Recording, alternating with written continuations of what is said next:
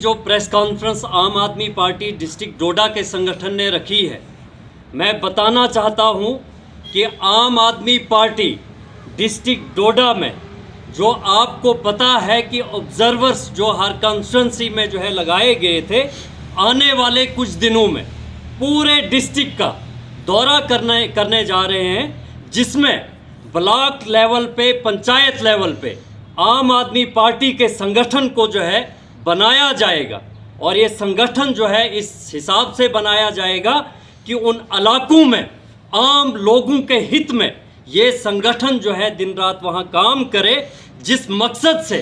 महराज साहब ने जम्मू कश्मीर में आम आदमी पार्टी की नींव रखी थी, उस मकसद को जो है आज पूरा करने के लिए डिस्ट्रिक्ट डोडा में बहुत सारे नौजवानों ने ये तय कर लिया है कि हमने इस संगठन को, महराज साहब के उस मिशन को आगे बढ़ाना है। और उसी मकसद से हमारे साथ डोडा ईस्ट के ऑब्जर्वर और भद्रवाह कॉन्स्टिट्यूंसी के ऑब्जर्वर हम सारे मिलकर आने वाले दिनों में पूरे इलाकों का दौरा करेंगे, हर ब्लॉक में जाएंगे और आम आदमी पार्टी का एक अच्छा और मजबूत संगठन इसलिए बनाएंगे ताकि आने वाले टाइम में उन इलाकों के लोगों के लिए वो संगठन जो है काम कर सके। हमने पूरे जम्मू कश्मीर में इस टाइम पे ये मेंबरशिप ड्राइव और संगठन को बनाने के लिए जो है एक पहल की है, और आपके माध्यम से हम पूरे डिस्ट्रिक्ट डोडा की आवाम के बीच में ये मैसेज देना चाहते हैं कि आने वाले दिनों में आपके ब्लॉकों में हमारे जिम्मेदार लोग आएंगे, हम सारे मिलकर आपके इलाकों का दौरा करेंगे, सिर्फ इसी मकसद से कि हमने इन इलाकों को किसी बेहतरी की ओर लेके जाना है। जिम्मेदार लोगों को वहाँ पे, पढ़े लिखे नौजवानों को लेकर वहाँ इकट्ठे होके एक आवाज़ बनकर चलना है, जिस मकसद से हमारे महराज साहब ने एक नारा यहाँ इनकलाब का लगाया था, उस नारे को मजबूत करना है। महराज साहब की उस सोच को, उसको मजबूत करना है। और हमारे इलाकों में जो इस वक्त पे हमारे लोगों के साथ जो है जो तानाशाही, जो जुल्म हो रहा है, उसके खिलाफ जो है हम सारे मिलकर लड़ाई लड़ेंगे। इसी मकसद से आज की ये प्रेस कॉन्फ्रेंस है, और मुझे पूरी उम्मीद है डोडा की आवाम जो है बढ़ चढ़कर हिस्सा भी लेगी, आम आदमी पार्टी के इस सोच के साथ ज़रूर चलेगी, क्योंकि यहाँ बात है तरक्की की, यहाँ बात है डेवलपमेंट की। हम जो राजनीति करना चाहते हैं, हम इलाकों को, हम अपने नौजवानों को बेहतर मुस्तकबिल देना चाहते हैं, बेहतर तर्ज, बेहतर कल की ओर लेके जाना चाहते हैं, इलाकाई डेवलपमेंट की बात करते हैं। और इसी मकसद के साथ आज जो ये यहाँ पे हमारे वॉलंटियर्स, हमारे जिम्मेदार जो जुड़े हैं, वो आने वाले टाइम में हर ब्लॉक में जाएंगे, और आम जनता से हमारी यही उम्मीद है कि वो ज़रूर आम आदमी पार्टी की सोच के साथ जुड़कर जो है चलेगी। देखिए, जिस तरह से हमारे यासिर साहब ने कहा कि हम लोगों के बीच जा रहे हैं और लोगों के बीच जाते रहे भी हैं, लगातार जाते रहे हैं, अपनी कोशिशें लगातार जारी हैं, क्योंकि जो हक तलफी, जो जिस तरह से हमारे हुकूक को दबाया जा रहा है, जिस तरह से हमारे लोगों के साथ खिलवाड़ किया जा रहा है, जिस तरह से हमारे अस्पतालों की हालत है, जिस तरह हमारे स्कूलों की हालत है, जिस तरह हमारे जो रोज़गार के हालात हैं, जिस तरह बिजली के किराए, जिस तरह स्मार्ट मीटर्स, जिस तरह से आप जो है एक्स्ट्रा टैरिफ की बातें सुन रहे हैं, इन सब चीज़ों को लेकर महराज मलिक घर से निकले थे, और उस लड़ाई को लेकर आज वो जेल तक पहुंच गए। आप उस लड़ाई के गवाह हैं, आप उस लड़ाई के चश्मदीद हैं। आप सबको मालूम है कि किस तरह से आपकी लड़ाई उस शख्स ने जो है इस हद तक लड़ी कि आज 3 महीने करीब होने को आए वो जेल की सलाखों के पीछे। अभी कितना वक्त और हमें नहीं मालूम। आपका इंतज़ार का अंदाज़ा, हमें अंदाज़ा है कि किस कदर आप भी इंतज़ार कर रहे हैं, लेकिन उसी सोच को लेकर, उसी जिम्मेदारी को लेकर आपके बीच में हम लोग डिस्ट्रिक्ट डोडा ख़ास तौर पर, जो कि चनाब वैली डिस्ट्रिक्ट डोडा है, जो महराज का घर है, जहाँ से ये इनकलाब की आवाज़ उठी थी,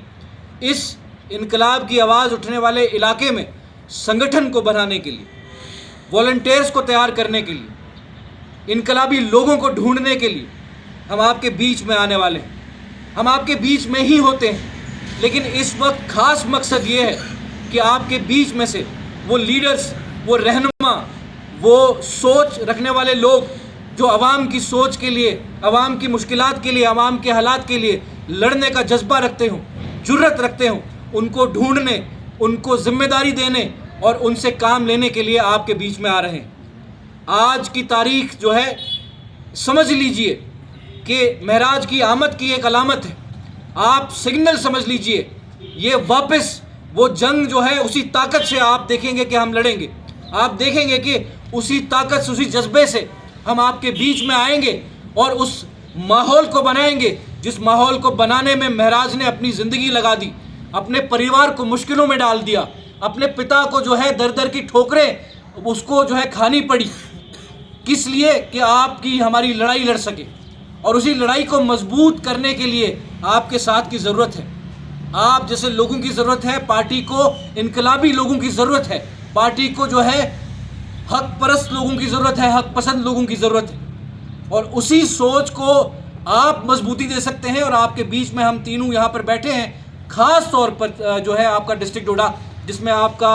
डोडा ईस्ट, डोडा वेस्ट और भदरवा, ये 3 कॉन्स्टिट्यूंसीज़ आती हैं। इन तीनों कॉन्स्टिट्यूंसीज़ के अंदर संगठन बनाने का काम हम लोग करेंगे। इन तीनों कॉन्स्टिट्यूंसीज़ के अंदर अपना जो वॉलंटियर है, जो अपना दायरा है, उसको मजबूत करेंगे। इन कॉन्स्टिट्यूंसीज़ के अंदर हम पूरी ताकत से काम करेंगे, गरीब गुरबा आवाम की लड़ाई लड़ेंगे, चाहे उसके अस्पताल की लड़ाई हो, चाहे उसके स्कूल की लड़ाई हो, चाहे उसकी बिजली की लड़ाई हो, उसके पानी की लड़ाई हो, उसके लिए सड़क की लड़ाई हो। हर लड़ाई लड़ने के लिए हम संगठन तैयार करेंगे और हमें उम्मीद है कि आप बढ़ चढ़ के इस पूरे प्रोसेस में पार्टिसिपेट करेंगे। जिस तरह से अब 150 दिन के रोज़गार की बात की जा रही है, आप मुझे बताइए कि अब अयाम जो आ रहे हैं आगे सर्दी के, क्या इन दिनों में वो काम पूरे हो जाएंगे? 150 दिन जिस तरह से बताए जा रहे हैं, तो गांव देहात के अंदर आप देख रहे हैं बहुत ज़्यादा सर्दी हो जाती है। देखिए, 150 दिन के रोज़गार की जहाँ तक बात होती है, तो पहले वो लोग ऑन पेपर ये दिखाएं कि उन्होंने 100 दिन का रोज़गार कब दिया।